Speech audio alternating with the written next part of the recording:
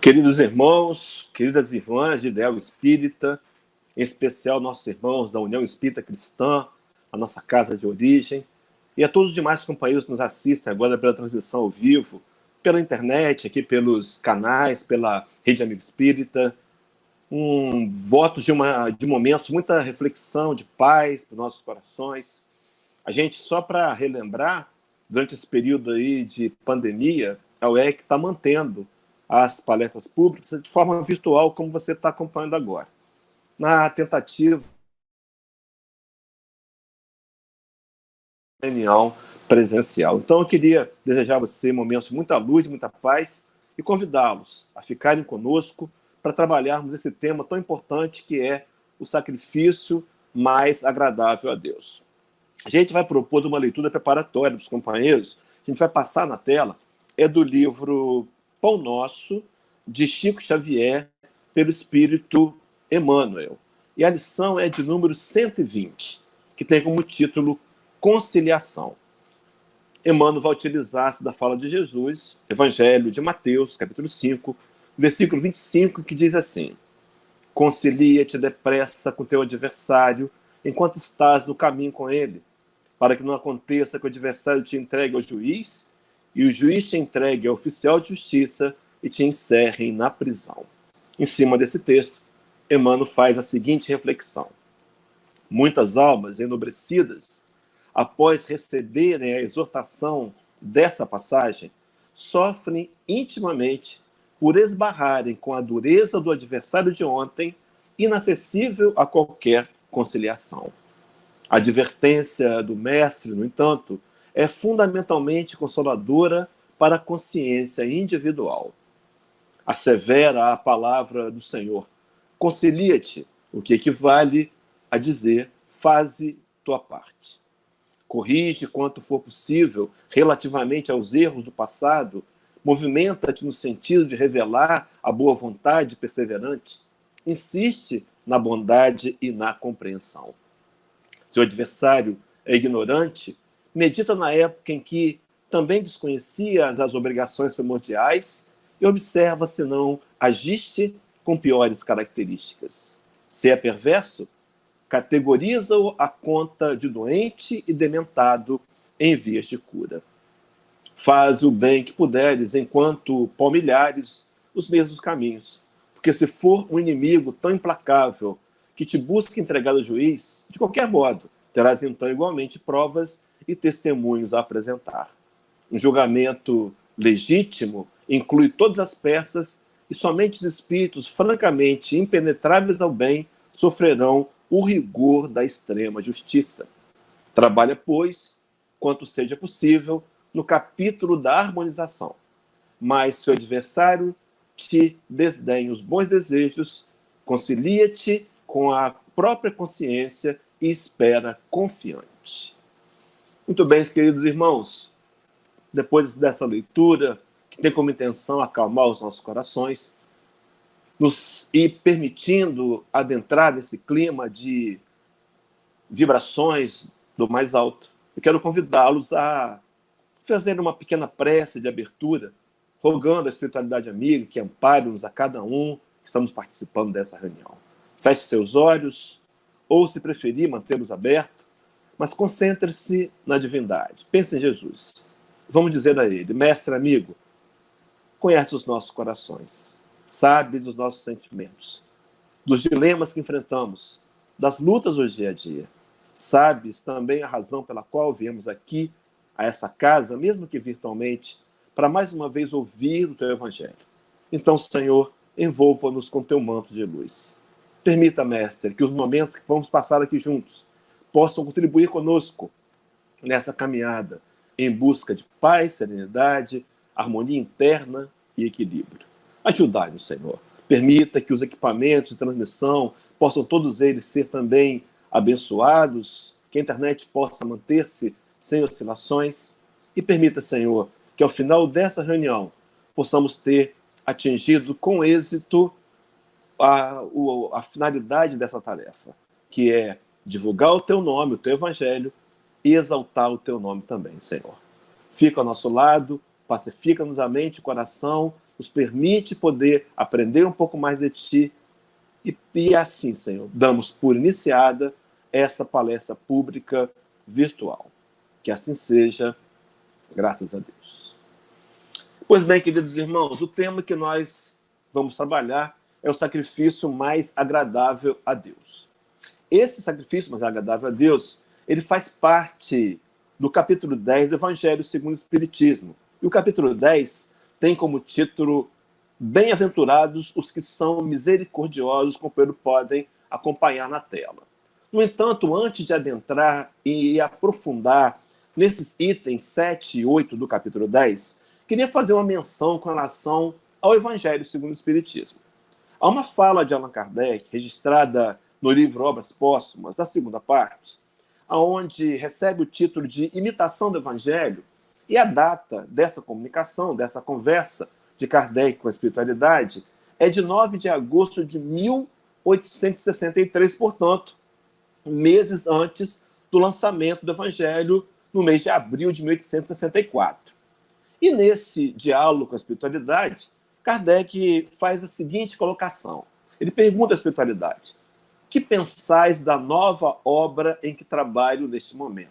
Ele falava do livro que inicialmente foi lançado com o título Imitação do Espiritismo, ou perdão, do Evangelho, mas que depois veio receber o nome de Evangelho segundo o Espiritismo. Então ele pergunta: o que vocês acham dessa obra? Meus irmãos, e vejam que resposta profunda. Respondem assim os companheiros a Kardec: esse livro de doutrina terá considerável influência, pois que explana as questões capitais, e não só o mundo religioso encontrará nele as máximas que lhes são necessárias, como também a vida prática das nações aurirá dele instruções excelentes.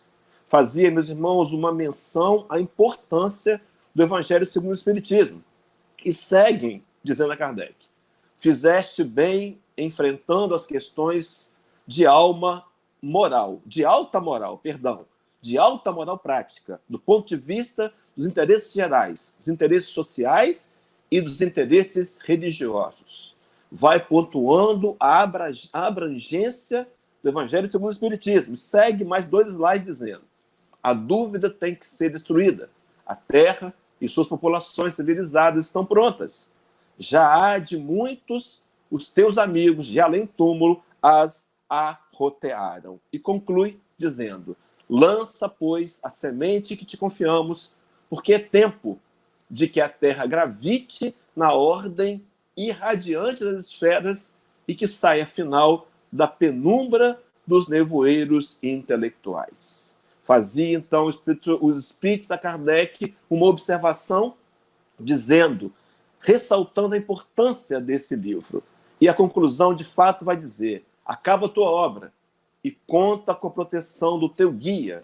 Guia de todos nós, referias, é claro, ao Espírito de Verdade, e com o auxílio devotado dos Espíritos que te são mais fiéis, em cujo número digna-te de me incluir sempre.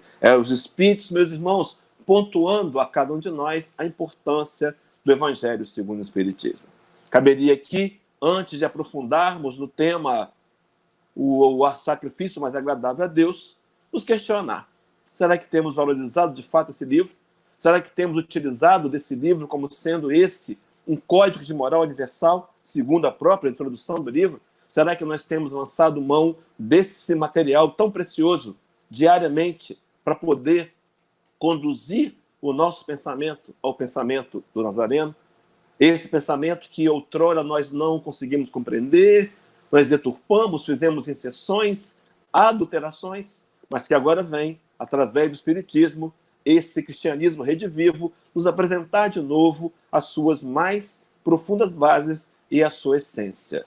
Não apenas para um convite de uma compreensão intelectual, mas o convite, acima de tudo, para lançarmos mão desses conhecimentos, a fim de avançarmos na nossa evolução, no nosso progresso, que, em consequência deste, nos levará a conquistar a paz, o equilíbrio e a felicidade. Pois bem, voltemos então ao tema. Capítulo 10 do Evangelho segundo o Espiritismo, os seus itens vão trabalhar inúmeras vertentes. Nós encontramos, meus irmãos, interessante, dado curioso. Capítulo 10 tem como título Bem-aventurados misericordiosos. A palavra misericórdia, ela aparece por 5 vezes no capítulo 10, no capítulo inteiro. Interessante que também aparece a palavra perdão. E aqui ela surge por 16 vezes. Também a palavra indulgência vai apresentar-se nesse capítulo por 11 vezes. Interessante que outras palavras também serão trabalhadas, outras virtudes morais. Por exemplo, humildade aparece uma vez. Uma vez também vai aparecer abnegação. Mas, de forma curiosa, vai surgir também por 16 vezes o mesmo número referente a perdão, a palavra caridade. Talvez fosse a espiritualidade querendo fazer um link entre caridade e perdão. Meus irmãos, será que a gente ficaria curioso em perguntar-nos qual o sacrifício mais agradável a Deus? Será que teria ele uma ligação com a caridade e uma ligação com o perdão? Pois bem, pensemos o seguinte: se misericórdia, perdão e indulgência são as palavras que mais aparecem nesse capítulo, em paralelo com caridade, nós nos lembramos de um conceito, lá da questão 886 de O Livro dos Espíritos, quando Kardec vai perguntar aos amigos espirituais qual seria a visão, como é que Jesus entendia a verdadeira caridade. Nós, cristãos espíritas, medimos-nos, guiamos-nos por Jesus. Ele é apresentado para a gente como sendo nosso modelo e nosso guia. Por isso a intenção de saber, de Kardec querer saber, para que nós pudéssemos saber qual o verdadeiro sentido da palavra caridade para Jesus. E ele vai dizer que seria, veja na tela, benevolência para com todos, indulgência para com as imperfeições alheias e também o perdão das ofensas. Como que dizendo para a gente que talvez o perdão seja a melhor maneira de nós agradarmos a Deus. Dizendo para a gente que a minha ação na misericórdia talvez fosse a minha melhor atitude para agradar a Deus. Pois bem, para então a gente aprofundar ainda mais o capítulo 10, eu vou trazê-los na tela, os itens 7 e 8, para trabalhar o subtítulo, meus irmãos estão me acompanhando, do capítulo Bem-aventurados misericordiosos. Então, o sacrifício mais agradável a Deus está trabalhado em 2 itens do Evangelho segundo o Espiritismo, desse capítulo 10, esses 2 itens que vão propor-nos qual seria a atitude de misericórdia e de perdão. Pois bem, comecemos então trabalhando o item de número 7. No item 7, Kardec vai trazer o texto de Mateus, capítulo 5, 23 e 24. Diz assim: se, portanto, quando fordes depor vossa oferenda no altar, vos lembrardes de que o vosso irmão tem alguma coisa contra vós, deixai a vossa dádiva junto ao altar e ide. Antes, reconciliar-vos com vosso irmão, depois, então, voltai a oferecê-la. Pontualmente, trocando em miúdos, quando formos ao altar, e se nos lembrarmos que o nosso irmão tem algo contra nós, vejam, não é necessariamente que eu tenha algo contra ele, porque aqui nós já imaginamos que isso não é mais cabível. Nós temos que tentar trabalhar, meus irmãos, não construir mais inimizades. É bem verdade que os outros têm seus próprios direitos, talvez nós podemos até ser inimigos de alguns, mas nós não podemos nos considerar inimigos dos outros. Então eu vou levar a minha oferta, aquela oferta material, ao altar de Deus e me lembro que alguém tem algo contra mim. Então eu deixo a minha oferta e primeiro vou reconciliar com o meu irmão. Meus irmãos, interessante que essa proposta de reconciliação, ela trabalha a misericórdia. E eu me lembrei de uma fala de Jesus, capítulo 9 do Evangelho de Mateus, no versículo 13, vou colocar na tela, e diz assim: ide, porém, e aprendei o que significa misericórdia quero e não holocaustos, pois não vim chamar os justos, e sim pecadores ao arrependimento. É interessante, meus irmãos, aqui a gente perceber que Jesus faz uma colocação muito clara para um segmento religioso onde, para eles, era mais importante o culto exterior. Aprenderam assim, repetiram talvez erros do passado. No entanto, na sua base doutrinária, a questão da misericórdia, que é colocada como prioridade, melhor do que os holocaustos. O que significa misericórdia? Nós fomos até o dicionário. E diz misericórdia, diz o dicionário, que misericórdia é o sentimento de compreensão e tolerância com relação aos erros alheios. Então, quando eu sou diante de alguém que me agride, que me ofende, que me ultraja, quando eu consigo compreendê-lo, eu estou trabalhando a misericórdia, que é também sinônimo dela a indulgência. Foi o dicionário. Indulgência, faculdade de conseguir se colocar no lugar do outro. Meus irmãos, vejam que é uma valência moral que pode ser conquistada com o trabalho. Eu posso exercitar mentalmente as minhas energias para, ao invés de censurar o outro, me colocar no lugar dele e, quem sabe, assim, desenvolver a misericórdia. Me recordei aqui agora de um livro que li há muitos anos atrás, onde o autor teria colocado uma frase que muito me marcou. O autor dizia assim: se nós soubéssemos das dores e dos sofrimentos dos nossos inimigos, perdão, mesmo da frase assim: se soubéssemos das dores e dos sofrimentos dos nossos inimigos, nós nos sensibilizaríamos tanto com ele que nos desarmaria o próprio ódio. Nos convidando a olhar para a dor do nosso inimigo, tentar analisar a sua posição, tentar analisar os seus comportamentos. Seria isso, a indulgência, que levaria à prática da misericórdia. Um conceito mais básico, está na tela. Misericórdia, então, é o compadecimento das misérias alheias. Então, Jesus nos convidou a preferir a misericórdia do que os holocaustos. Esse ensino os hebreus conheciam, meus irmãos. Talvez conhecessem, vejam bem, teoricamente. Não importa se eu sei teoricamente. A importância está em transformar a teoria em questões vivenciais. Esse texto está em em Oséias 6,6, o ensino religioso hebreu, que dizia assim: pois misericórdia quero e não sacrifício, e o conhecimento de Deus mais do que os holocaustos. Aqueles homens preteriram essa informação e preferiram mais o culto exterior, o sacrifício, tentando agradar a Deus de forma material. Mas qual seria, então, o sacrifício mais agradável a Deus? Talvez compreender a mensagem do Cristo e tentar, de alguma maneira, transformá-la em atitudes. Quando Paulo de Tarso vai escrever, me parece que é a carta aos Coríntios, ele vai dizer que a letra mata, mas o espírito vivifica. A compreensão, meus irmãos, simplesmente intelectual dos escritos bíblicos ou dos escritos da doutrina espírita não são suficientes, eles são necessários. Mas, mais importante, seríamos nos esforçar para lançarmos mão deles para mudar o nosso coração, mudar o nosso comportamento, melhorar os nossos relacionamentos. É a proposta espírita, uma qualidade de vida baseada na interpretação e na compreensão de que somos espíritos. Pois bem, se somos espíritos, passando uma experiência reencarnatória no corpo material, deveríamos aprender e aplicar no nosso dia a dia os valores espirituais, dentre eles a misericórdia.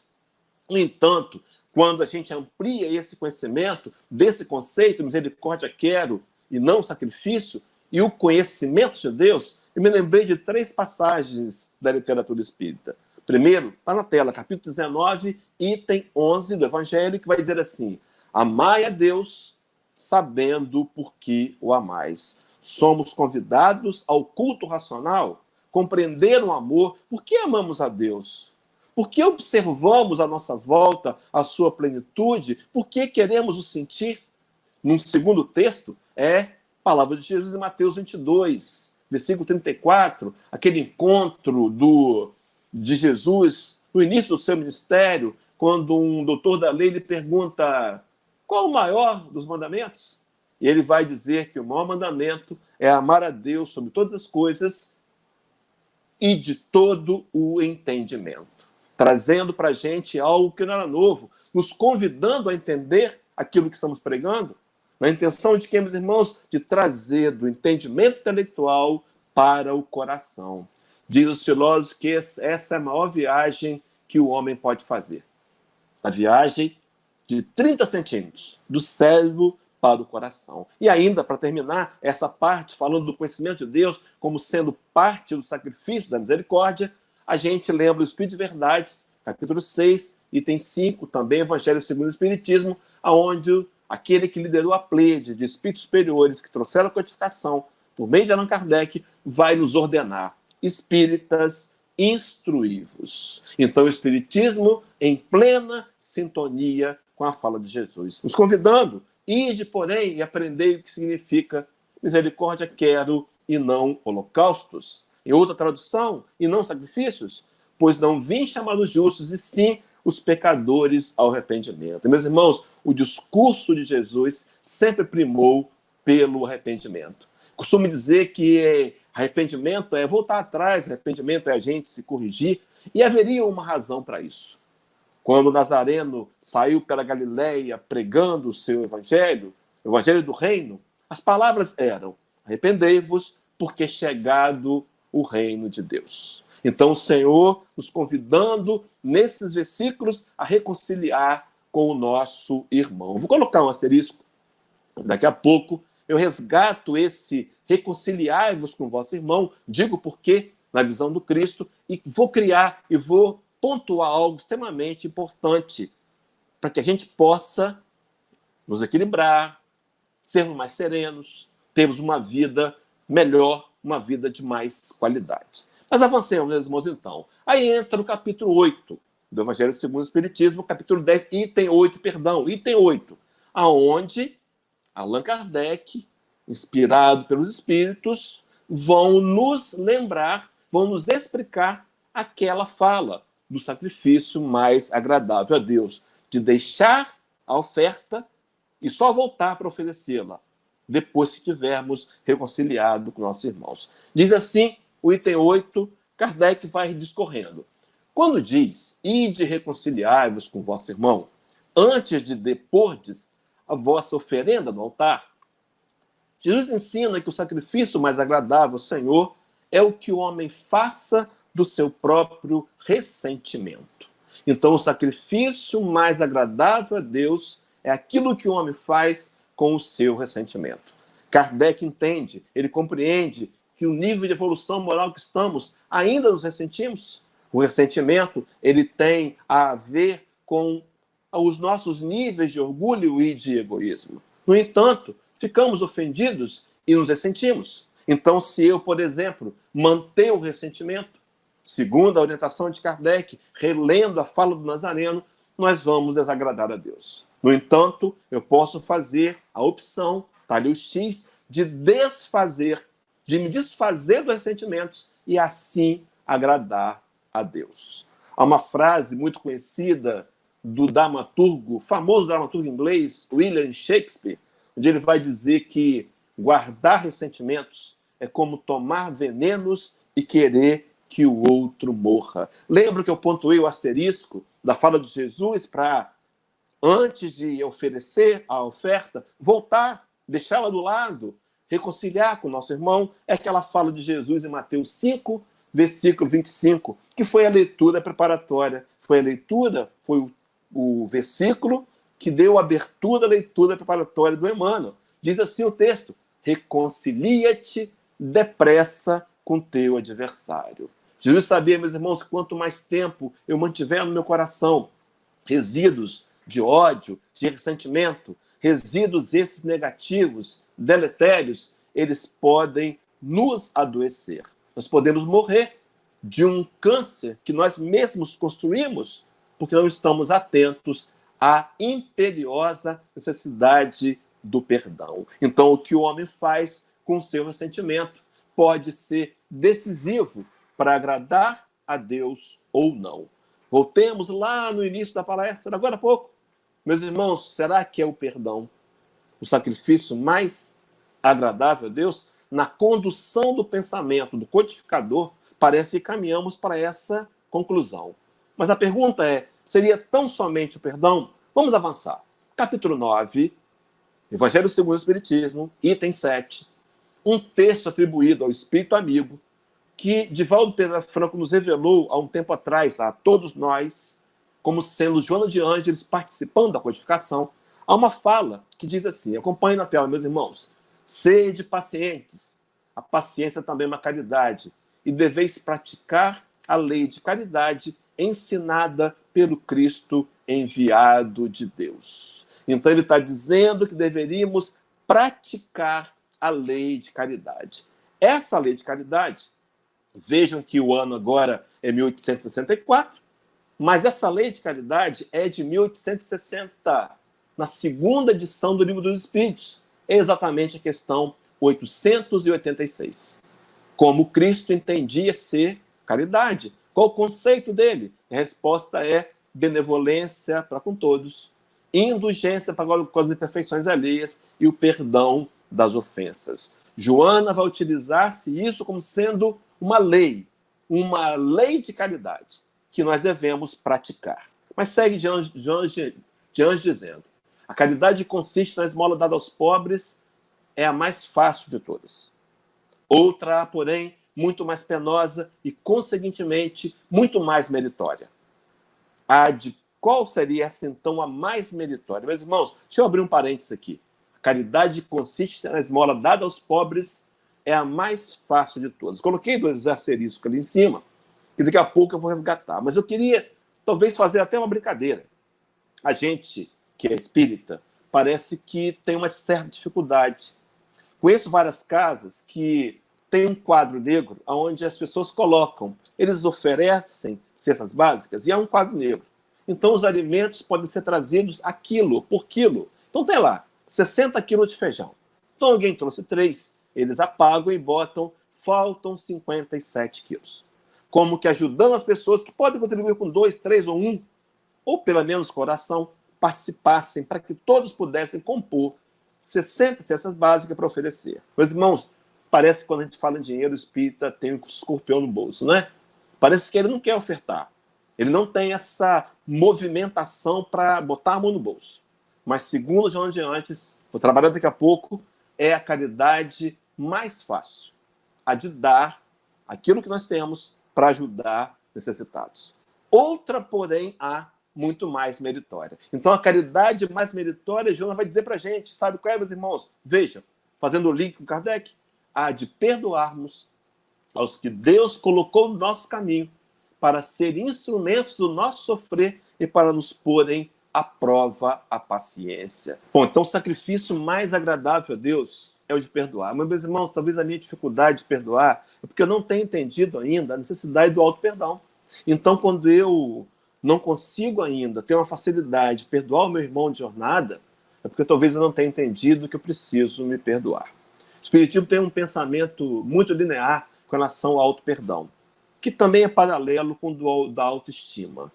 Nós somos seres em evolução, seres imperfeitos, que iremos construindo, galgando aos poucos essa evolução. Então, o nosso momento é natural de imperfeição. É questão 115 do Livro dos Espíritos, quando Kardec pergunta se Deus criou espíritos bons e espíritos maus. E Kardec ouve a resposta que todos nós fomos criados iguais. Simples, ignorantes, no entanto, predestinados à perfeição moral. Para ser perfeito, meus irmãos, então, passamos por vários patamares de imperfeição. Ser imperfeito é o nosso natural. Ser imperfeito não significa ser inferior. Então temos que aceitar as limitações e não os denegrir por isso. Então, à medida que eu aprendo esse exercício do auto-perdão, também eu aprendo a trabalhar a minha autoestima. Então, o sacrifício mais agradável a Deus seria o perdão. Seguindo, meus irmãos, então, no item 8, para completar o raciocínio, Kardec vai colocar: só então a sua oferenda será bem aceita, porque virá de um coração expungido de todo e qualquer pensamento mau. Eu fico imaginando, meus irmãos, então, que esse entendimento das minhas fraquezas, essa compreensão das minhas limitações, que são frutos, na verdade, de reflexões. Então, vemos aqui, mais uma vez, a UEC, agora de forma virtual, Deus nos trouxe aqui, os bons espíritos nos trouxeram aqui para refletir. E refletir e compreender que somos seres ainda imperfeitos, temos dificuldades morais, e que vivenciamos muitas limitações e que deveríamos, pelo menos refletindo nisso, pensar nos resultados. Nossas ações, meus irmãos, a nossa vida é um espelho. Ela nos mostra os resultados das escolhas e decisões que tomamos. Talvez se corajosamente olhássemos para o lado de fora e percebêssemos os resultados, isso é raciocínio lógico, é proposta espírita, isso é uma reflexão, nos levasse a entender a fraqueza, compreendê-las como naturais e, ao invés de nos denegrirmos, começarmos intensamente a fazer um trabalho de auto-melhoramento, um trabalho que vai passar por uma pureza de coração. Observe que na tela, eu vou colocar no capítulo 7, versículo 3 a 15, do Evangelho de Mateus, o convite foi muito claro, diz assim o Nazareno. Ele faz duas perguntas e uma pontuação. Por que você está procurando o cisco no olho do teu irmão quando tem uma trave no teu olho? Um pedaço de madeira.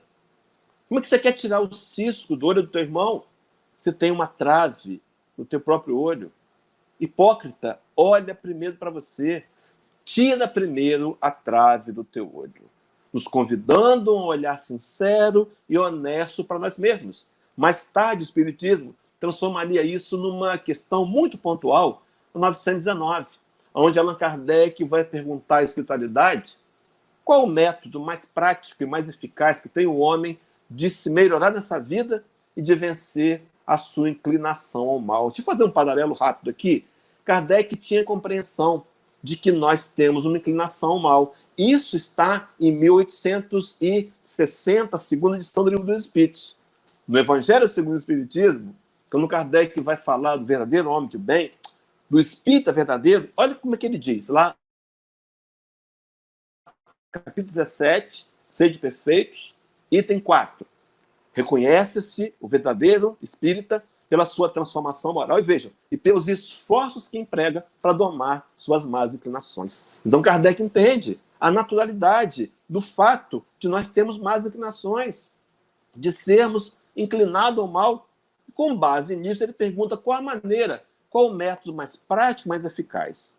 O Espírito responde a Kardec: um sábio da antiguidade já vos disse, conhece-te a ti mesmo.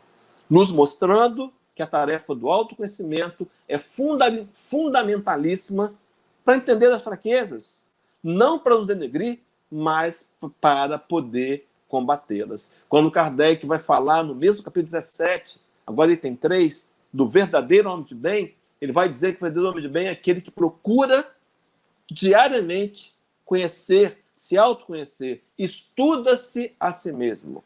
Ele procura autoconhecimento e busca, a cada dia, combater suas más inclinações. Então, a proposta seria da gente trabalhar o autoconhecimento. Kardec, inquiridor, não satisfeito, pergunta a espiritualidade. Bom, sabemos muito bem a importância que tem essa máxima do autoconhecimento. Mas como podemos fazer efetivamente para nos autoconhecer? E o Espírito responde a Kardec. Quem responde é Santo Agostinho e dá dois direcionamentos. Primeiro, reservar um momento do dia para passar em revista o nosso próprio comportamento, para tentar descobrir quem somos, enxergando quais são os sentimentos motivadores daquele comportamento, para poder combatê-los amorosamente. E, no segundo momento, validar o que o outro tem a dizer com relação a gente. Às vezes, meus irmãos, a gente mascara tão bem que a gente não consegue enxergar os próprios defeitos. Então, alguém diz que eu sou orgulhoso ou que eu sou vaidoso, eu fico ofendido por isso. Santo Agostinho fazia diferente. Ele pontuava isso também, questionava-se para encontrar o que nele precisava de reforma. Então, meus irmãos, esse sacrifício, mas agradável a Deus, seria o do perdão.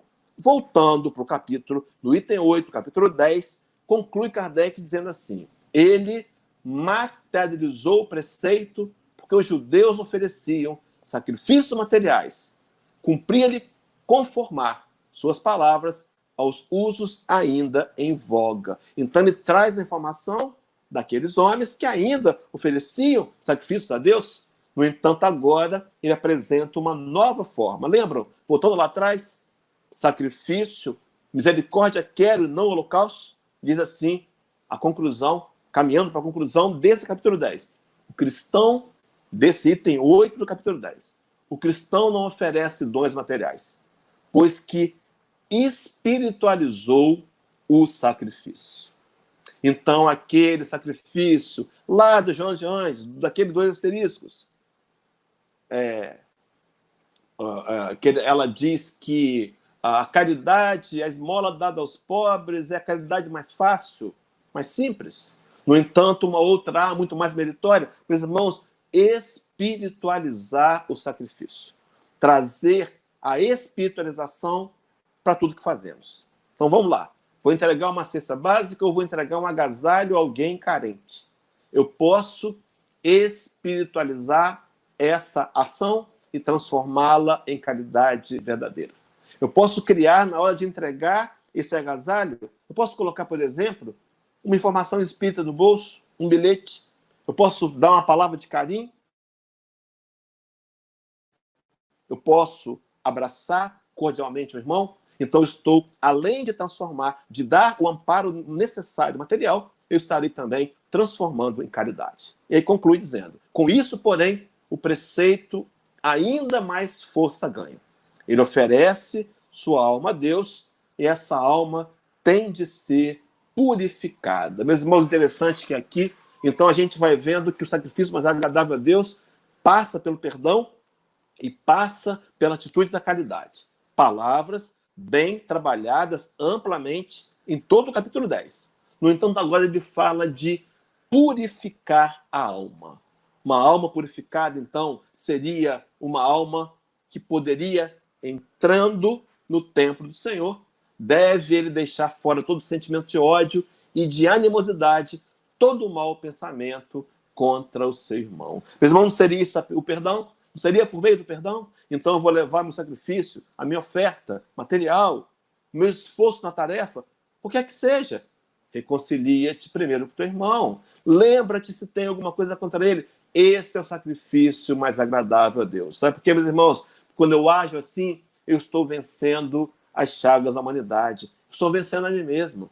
Eu estou conseguindo, de alguma maneira, vencer o velho homem, que traz as marcas da inclinação ao mal, porque está construído ainda o seu caráter no orgulho, no egoísmo e na vaidade. Então, quando eu deixo a minha oferta no altar, literalmente, e vou em busca do irmão para me reconciliar com ele, eu estou exercitando o perdão, que é, então, o antídoto para a purificação da alma. Então, de alma agora purificada, de alma leve, de alma ajustada com as leis de Deus. É claro que aqui, meus irmãos, a gente não pode exigir plenitude, mas a gente poderia sim nos questionar se estamos trabalhando nisso. Será que eu tenho me esforçado?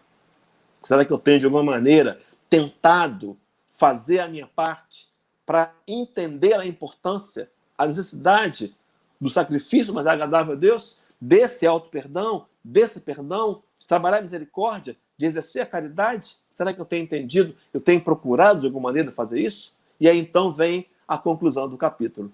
Só então os anjos levarão a sua prece aos pés do Eterno.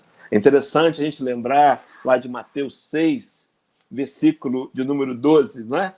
Palavra do Evangelho, inserido no Sermão da Montanha, quando Jesus nos ensinaria a orar, e ele vai dizer assim: Pai, perdoai nossas ofensas, assim como nós perdoamos aquele que nos tem ofendido.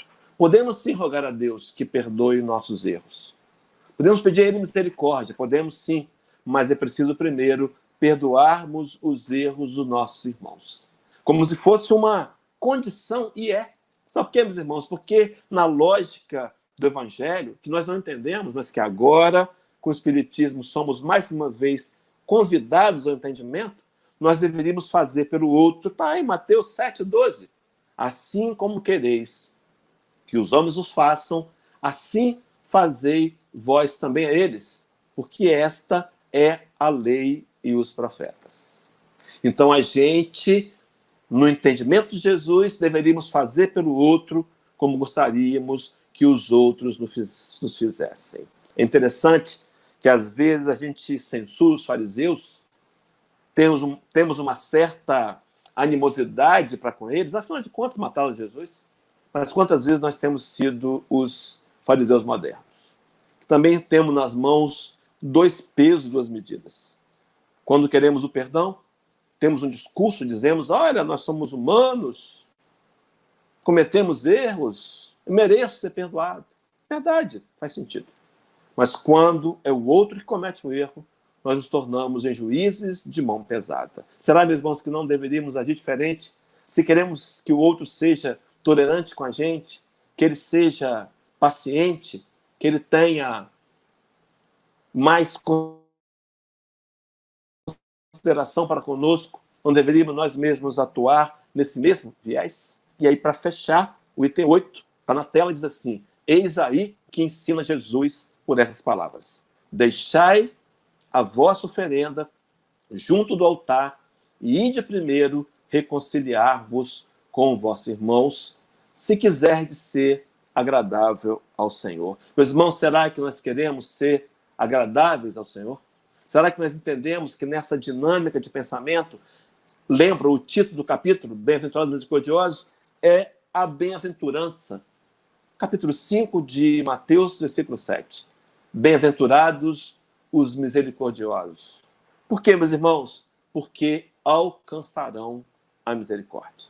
Então, o sacrifício mais agradável a Deus, meus irmãos, vejam que lógica, incluído no capítulo, bem-aventurados misericordiosos, tem a ver com a maneira com a qual eu utilizo, eu ajo diante daqueles que me ofendem, que me agridem, diante daqueles que me magoam.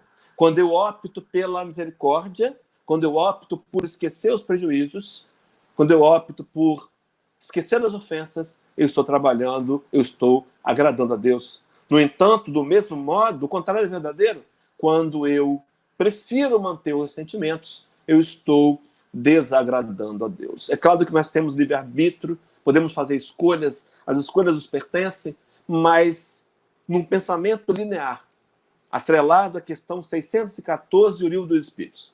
Kardec perguntaria à espiritualidade amiga qual que ele comenta sobre a lei de Deus, sobre a lei natural, e ele vai ouvir dos amigos espirituais que o homem só é infeliz quando ele se afasta das leis de Deus. Então, a gente poderia deduzir uma lógica racional de que felicidade é uma adesão voluntária às leis de Deus. O que acontece é quando eu prefiro desagradar a Deus, mantendo o ressentimento e o ódio no meu coração, eu estou diretamente trabalhando pela minha própria infelicidade. Não seria inteligente. Não seria inteligente. Interessante, meus irmãos, que nessa dinâmica espírita, nessa mesma ideia de caridade, na visão de Jesus, a indulgência vem antes do perdão. Não é por acaso, não. Indulgência, benevolência para com todos, sem exclusões. Indulgência para com as imperfeições alheias e o perdão das ofensas. Eu te pergunto, você quer realmente perdoar alguém? Você quer realmente agradar a Deus? Sabe qual é o caminho? A indulgência. Começa a se colocar no lugar daquele companheiro que te magoa, que te ofende. Procura compreender verdadeiramente, faz o exercício. Se é possível, fazer o exercício. Volta na história daquele companheiro. Analisa, tenta ver por que ele age como age. Tenta descobrir os seus meandros familiares. Você vai ver, meu irmão, que aquele companheiro é vítima de profundas dores ocultas que ensinaram durante a vida a revidar. Ele aprendeu que a melhor defesa é o ataque. E está atacando. Quando eu faço esse exercício, eu me coloco no lugar do outro, eu abro uma porta para criar empatia. Criando empatia, eu consigo nutrir sentimentos melhores. E não da raiva, não da rejeição, não da vontade de abandonar. Mas eu trago um sentimento mais de compaixão, de misericórdia. Entendo a fragilidade alheia, a mesma minha. E aí, então, eu abro uma ampla e larga porta para o perdão. Que vai passar, meus irmãos, esse perdão, por ser o caminho para a minha própria felicidade. Há uma prece dos índios Sionks, uma tribo de índios americanos, que foi dizimada pelo homem branco, restou um pequeno grupo, onde eles diziam assim, parte da prece: Ó grande Espírito, não permita nunca que eu julgue o meu irmão sem antes calçar os mocassins dele, calçar o sapato do irmão. Os mais antigos, me lembro da minha mãe dizer que só quem está calçando o sapato sabe aonde o calo aperta. Me colocar no lugar do outro, como sendo exercício para abrir portas para o perdão. Então hoje eu posso dizer, mas eu não sei perdoar. Ainda não sei perdoar a contento. É verdade, o perdão é uma valência conquistada por espíritos mais elevados. Mas eu posso ser indulgente? Eu posso trabalhar o perdão? Eu posso escolher me colocar no lugar do outro? Meus irmãos, faça. Porque à medida que eu fizer isso, eu vou abrindo as portas para poder aprender efetivamente a perdoar. Para a gente começar a encerrar, eu tenho ainda 11 minutos, vou colocar na tela duas falas de Emmanuel. Palavra de Vida Eterna, lição 15. Meus irmãos, olha que pensamento centrado. E Fonte Viva, lição 113. Na lição 15, Emmanuel vai dizer assim: não desconhecia Jesus que todos nós, os espíritos encarnados ou desencarnados, que suplicamos pela comunhão com Ele, somos portadores de cicatrizes e aflições, dívidas e defeitos, muitas vezes escabrosos. Não desconhecia, nos aceita como somos. Algumas vezes, meus irmãos, a gente acredita que pode enganar a Deus. Será que temos como mentir para Deus? Deus conhece nosso coração. O Cristo entende o nosso nível de evolução moral e nos aceita. É interessante que no livro A Caminho da Luz, Emmanuel vai, numa linguagem poética, dizer que a genealogia de Jesus se perde na poeira dos sóis. Ele quer dizer que o planeta que o Cristo se transformou em perfeito já explodiu há bilhões de anos. A matéria do planeta que ele se tornou perfeito já virou outros orbes. Isso quer dizer que ele também vivenciou o que vivenciamos hoje. Uma limitação ainda de evolução moral, uma transição planetária, dificuldades com pandemias, dificuldades com o coração, que já sabe que tem que perdoar e não consegue. Ele entende isso, meus irmãos, e ele não me censura por isso. Ele entende a minha evolução. No entanto, ele me convida a avançar. E o convite é o vinde a mim. O convite é que a gente vá até Jesus. Lembra o versículo? Capítulo 11 de Mateus, versículo 28. Vinde a mim, todos vós, estáis cansados, oprimidos, sobrecarregados, e eu vos aliviarei. A gente podia entender esse vinde a mim de uma outra maneira. Vinde a mim no nível de evolução moral. Podia dizer Jesus para a gente: eu sei o que está passando, já passei também. Estou preparado para ser o caminho, o orientador, o modelo e guia. O segundo texto, Emmanuel coloca assim, na lição 113, está na tela, desculpa os acompanharem aí. Que seria de nós se Jesus não nos desculpasse os erros e as defecções de cada dia? E se esperamos alcançar a nossa melhoria, contando com a benemerência do Senhor, por que negar ao próximo a confiança no futuro? Por que negar, meus irmãos? Então, se eu quero a evolução para mim, não posso negar para o outro. Capítulo 12 de Romanos, versículo 1, Paulo vai dizer assim: rogo-vos, pois, irmãos, pela compaixão de Deus, que apresenteis o vosso corpo em sacrifício vivo, santo e agradável a Deus, que é o vosso culto racional. Apresentar o corpo aqui como sacrifício vivo não seria simplesmente me abster de comportamentos perversos e inferiores, mas também apresentar o meu corpo como uma ferramenta, um aparelho que seja usado para engrandecimento do Senhor. Esse sacrifício a Deus é o chamado culto racional. Esse culto racional, a gente pode desagradar a nós mesmos e, ao mesmo tempo, agradar a Deus. É essa a proposta, meus irmãos, da reflexão que fazemos agora. Agora, duas perguntas para terminarmos. Na verdade, uma pergunta e uma observação. Estamos dispostos? Será que estamos dispostos? Sim, porque o que nós ouvimos até aqui nos trouxe um entendimento racional, lógico. Esse vídeo vai ficar postado na Rede Amigo Espírita, no YouTube também, no os canais de YouTube, da Rede Amigo Espírita e da UEC, você pode ver de novo. Mas será que eu estou disposto a abraçar essa ferramenta da indulgência? Seria prática? Meus irmãos, eu costumo dizer que a gente não pode escolher ser bons. Mas eu posso escolher fazer o bem. Eu posso me disciplinar. Eu posso me forçar de alguma maneira para fazer o bem. Então a pergunta é, eu estou disposto, diante do que eu ouvi aqui no dia de hoje, a lançar mão desses conhecimentos para poder aprender a perdoar e assim agradar a Deus?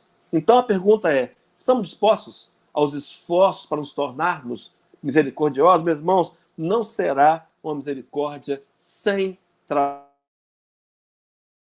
trabalho e sem esforço. Interessante, Kardec vai pontuar isso de forma muito clara em toda a sua literatura. Só para terminar, não é? Ele vai dizer, texto citado aqui, que o espírito verdadeiro seria reconhecido pela transformação moral, mas pelos esforços que faz para domar suas más inclinações.